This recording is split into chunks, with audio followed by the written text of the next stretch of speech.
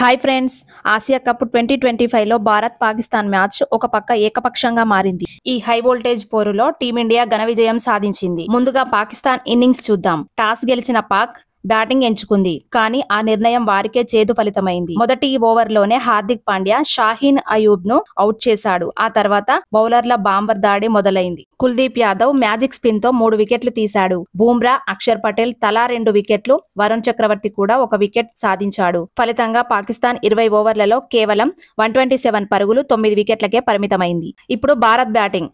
Opener Abhishek Sharma 31 పరుగులతో మంచి start ఇచ్చాడు. తిలక్ వర్మ కూడా 31 పరుగులు చేసి అద్భుతంగా ఆడాడు. ఇక చివరగా కెప్టెన్ సూర్యకుమార్ యాదవ్ అదిరిపోయే ఇన్నింగ్స్ ఆడాడు. అతను 47 పరుగులు చేసి నాటౌట్ గా నిలిచాడు. శివం దుబే ఒక 6 తో మ్యాచ్ ముగించాడు. కేవలం 15.5 ఓవర్లలో భారత్ 131 పరుగులు, 3 వికెట్లతో టార్గెట్ ను ఛేదించింది. 7 వికెట్ల తేడాతో ఇండియా సులువుగా గెలిచింది. ఈ విజయంతో ఇండియా సెమీఫైనల్ వైపు దూసుకెళ్తోంది. కెప్టెన్ సూర్యకుమార్ యాదవ్ నాయకత్వం, బౌలర్ల అద్భుత ప్రదర్శన, అలాగే యువ బ్యాట్స్మెన్ల ఆత్మవిశ్వాసం ఈ గెలుపు వెనుక ప్రధాన కారణమని చెప్పాలి.